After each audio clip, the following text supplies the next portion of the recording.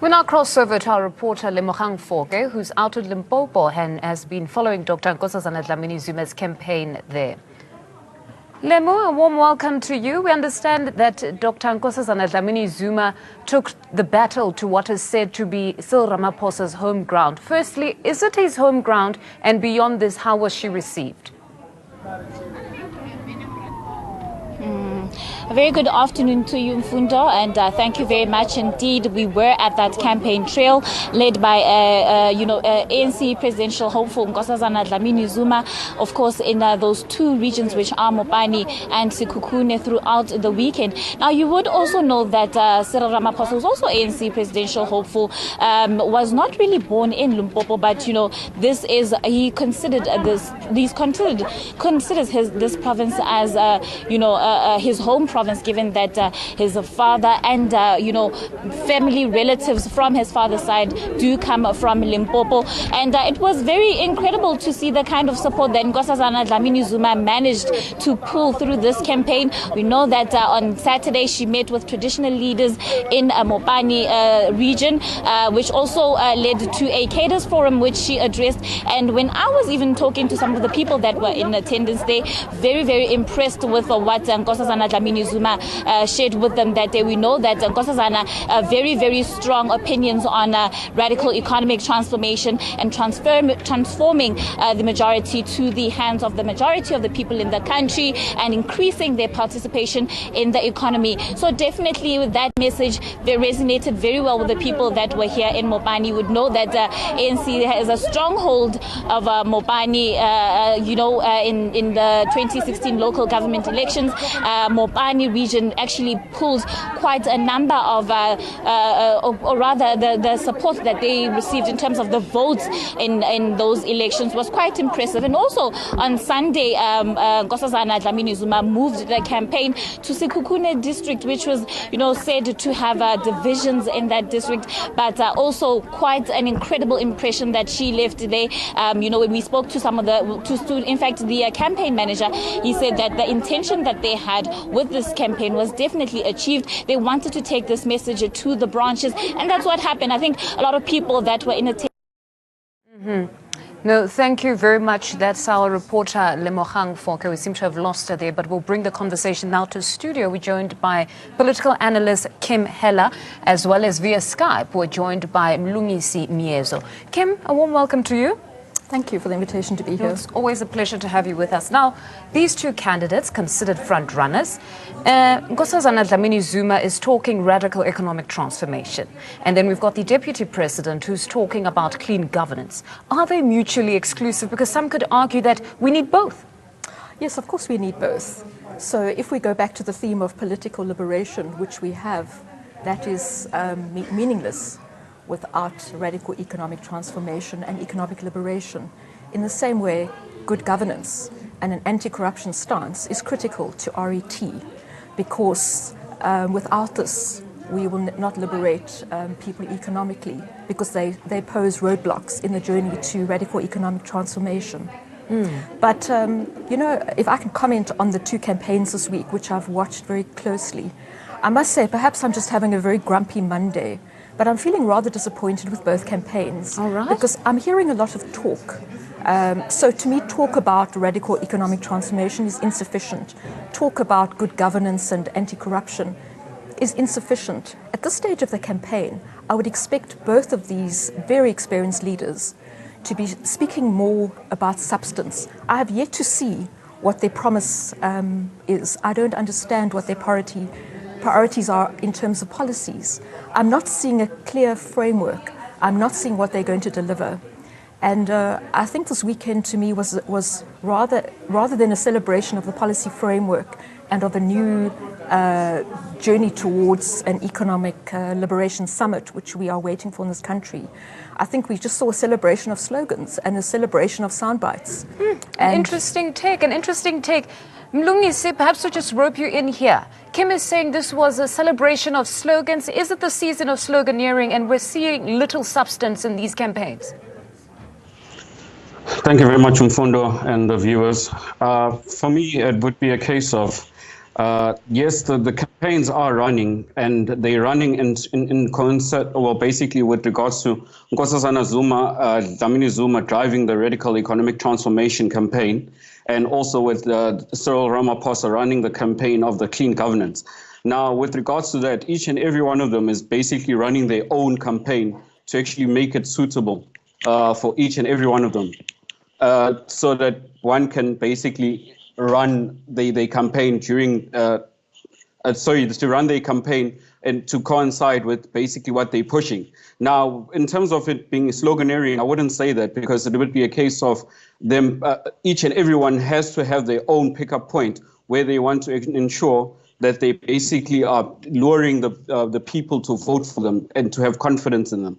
Now, we saw a weekend of basically a rather comical weekend where we had Nkosazana Dlamini Zuma basically visiting Limpopo to try and rope in people from the Limpopo province, where Cyril has. No, that's actually what I do want to speak to you about, in terms of perhaps that being a coincidence where we saw both of them supposedly going to each other's home grounds. But on to the Northwest now. The Northwest ANC is putting plans in place for the national conference in December. Unity is one of the province's key objectives. ANN7 reporter Giovanni Majani filed this report for us. Viva! Viva! Viva! Northwest ANC leaders are urging branch members to put the party first before anything else ahead of the December National Conference, and that unity is one of the primary objectives. We are a democratic organization. We can't, when people prefer and elect differently, and we say we are not united. No.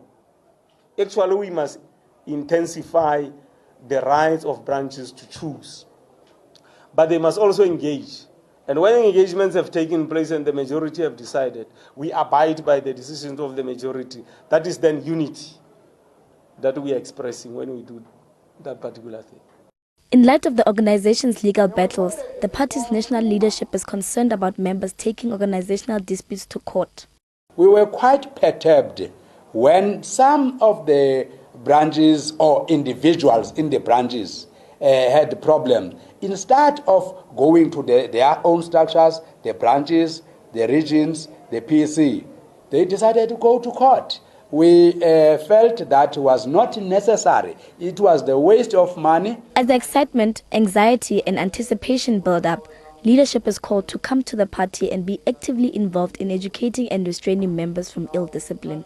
We are just urging our members to desist from saying things that are internal about the organization through social media platforms. Let them talk to their chairpersons, secretaries in branches, or they can go to their general meetings or go to their leadership if there are issues to raise, and desist from raising issues in the social media. Social media doesn't help them. Rima hold their PGC. This with the leadership of the ANC stressing maximum discipline and unwavering unity. This on the road to the December elective conference. Giovanni Majani for ANCDecides, Rustenburg, Bokoni Buphirima. And now we cross over to our reporter Giovanni Majani, who's out in the Northwest. Giovanni, a warm welcome to you. We hear the chairman there is speaking unity, but quite a tough man to read at this point, exactly where he stands in this whole elective conference and campaigning. Welcome to you, Mfundo, and welcome to the viewers as well. Yes, indeed, you've mentioned the kind of stance that the chair of Bokoni Buphirima, Ntate Supra Mahumapelo, has decided to take.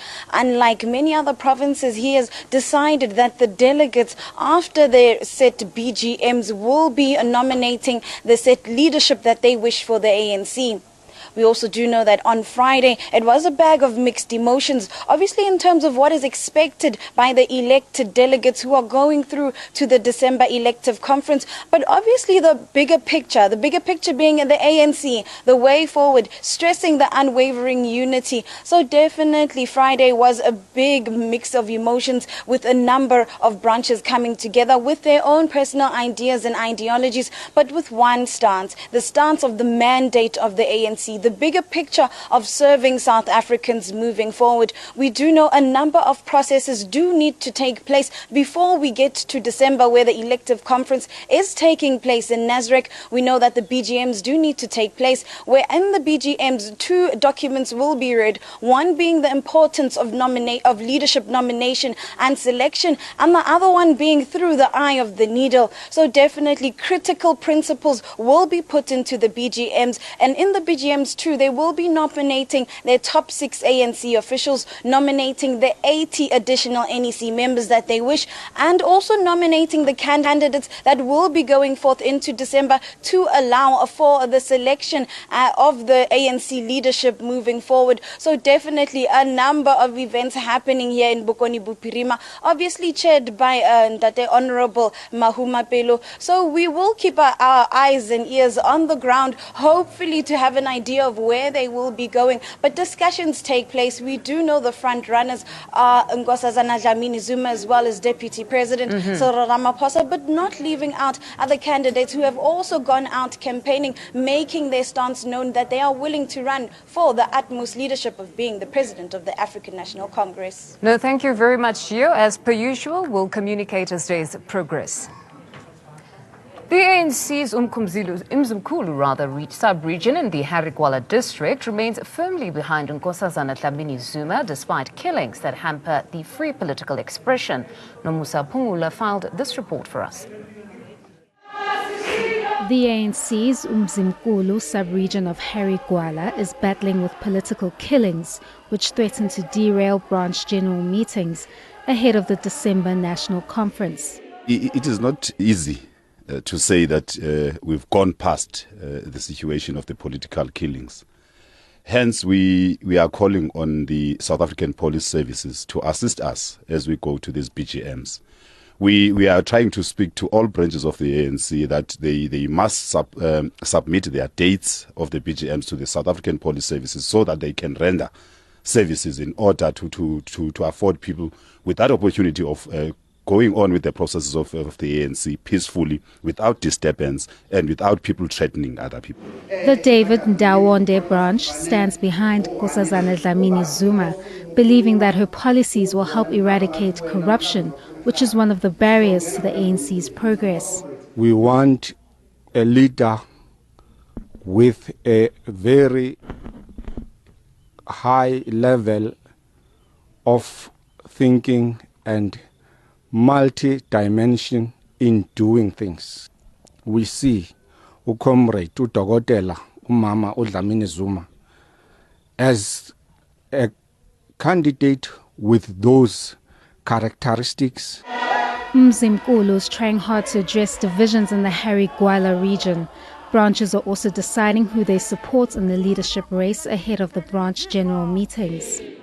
We're still having challenges because some other people think and they treat Umzimkhulu sub-region as the super region, of which that it needs to be corrected. Once we have corrected that, people have come to sober minds that they are equal to any and each and every member of the African National Congress. Therefore, everything will be okay in the region. Nkosazana Zuma is the one who can take us to a conference, and then we believe that she can lead us and unite the ANC, and then that problem we see in the ANC, I think she can overcome it, and then he can fight corruption. Calm has partly restored, however, fear remains much visible in the eyes of ANC members in Umzimkhulu sub-region. Corruption being said to be at the heart of the political killings, branch members believe that Nkosazana Dlamini Zuma, if elected, will eradicate corruption and subsequently end political killings. Nomusa Pungula for ANN7, Khalodi, Umzimkhulu sub-region. And we now cross over to our reporter Nomusa Pungulu for the latest in the province. Nomusa, a warm welcome to you. Now, we understand that the Harigwala district has in fact endorsed Dr. Nkosazana Dlamini Zuma. But take us through briefly just the dynamics there. What has swayed them to this position of endorsing her? Well, good evening, Nomfundo, and good evening to our viewers. We understand that the situation remains tense in the Herigwala region due to the high number of political killings. But, however, that has not shaken them, and it has not made them stand back as to pronouncing who exactly they would back come the December conference. As much as the formal REC or the regional Congress hasn't said, however, the leaders of the Congress have made it clear that branches, the word on the ground says that they are supporting Dr. Nkosazana Dlamini Zuma. As you saw in one of the branches that we visited, the branch was saying that the leadership of the branch came to the members to sell the idea of supporting Dr. Nkosazana Dlamini Zuma.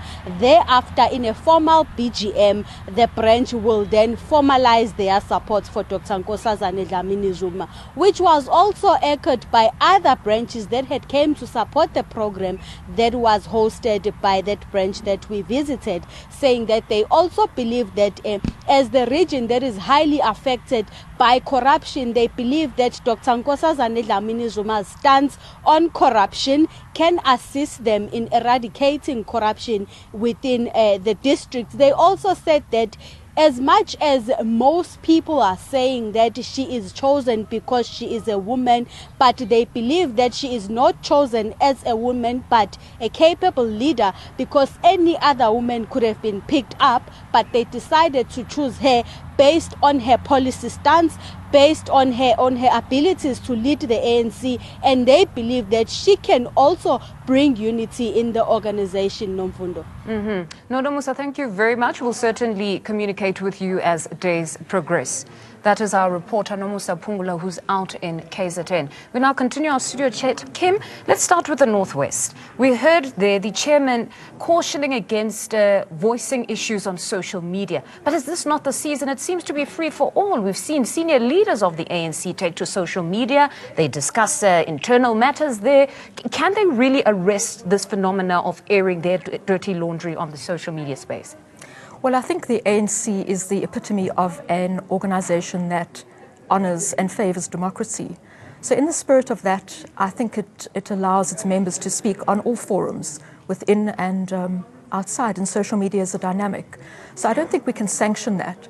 And every member of the ANC has a right to speak, as long as they do not contaminate the process. And I think within all this great huff and puff of the media, we need to make sure that policies and procedures and protocols are adhered to totally. However, everyone has the right to an opinion, and I don't think the ANC can stop that, and I don't think they're an organization that will attempt to stop that. Well, we can speak for ourselves as journalists. We love it. That's how we get content. But we can move to Mlungisi. Mlungisi, your take on the dynamics, at least in the Northwest there, what exactly do you see happening in that province? Oh, well, basically, at the moment, it's a bit of touch and go. But with the issue of basically, we've seen what we call the Premier League, but basically Supra being part of the Premier League. Now, it's termed that the Premier League no longer exists. But I would say that is a rhetoric at the moment, because at the end of the day, they've made Supra and the Northwest has made allies with the Zuma family. And with regards to that, I think that relationship will not just die overnight. And I foresee them basically pronouncing in the likes of probably going the route of Nkosazana Dlamini Zuma. But that's for me calling it, but that's how I view it from my part, because looking at the current situation where practically every province, besides a few, have come out to say that the chairpersons or the branches have come out to say who they openly endorse. Now, looking at the current situation in the Northwest, I don't see it changing, where they would continue their support rallying behind Nkosazana Dlamini Zuma, because looking at the track record of the Premier League and the current situation within the ANC, and also looking at the fact that Supra is also part of the list that is currently going around, with regards to the candidates of Nkosazana Dlamini Zuma. So I foresee that the province swaying in the likes of Nkosazana Dlamini Zuma in terms of being elected. Now, Kim, The big question right now remains that whomever emerges victorious at this point needs to have this balancing act, that you need to address the racist policies of the past. People can no longer actually tolerate the status quo. But you also need to appease business. How do you balance the two? Because we need to be cognizant of our economic or global responsibilities as a country, that we need to be business friendly, so to say. So how do we balance the two? Well, I think 23 years into our democracy, I would criticize the ANC for its timidity in dealing with racist policies. We still have a societal landscape that shows white abundance and black poverty. So the priority is dealing with black poverty, putting blacks first in a country that belongs to them. And that has to be the anchor and the pivot around any presidential campaign at the moment. That is our priority. We have put the interests of black South Africans secondary, and that must stop. And then Mlungisi, just in brief, your take, how do we bring the marginalized or those on the periphery of this economy into the economy, but still somehow appease big business? Well, my take would be in terms of the current, well, if we look at the current economic situation where it's sitting with the few within the country itself, if you look at the stock exchange, for example, that it's only white-dominated companies that sit on the stock exchange and a few black people that are basically millionaires or billionaires within the country. Now, what would need to happen is that we need to be able to open up these business opportunities for the people of our color to actually be inclusive in the economy. Because currently, there's a whole lot of red tape that is basically stopping the black people from getting into business. And this red tape predominantly comes from us being previously disadvantaged. Because if you look at the current situation where we sit, is the fact that in order for you to obtain a good business loan, whatever the case may be, you need to have good security. Now, that security is not available to us because of our previously disadvantaged situation. Certainly the issue around financing of black people predominantly needs to be addressed, where we cannot be asking for what some black individuals don't have at these banks. But nevertheless, thank you very much. Well, our poll question this week is, should the ANC government make tertiary education free for all? Do answer us on Twitter. Our Twitter handle is @AN7TV. Please, we'd like to hear your responses. And that's where we leave it.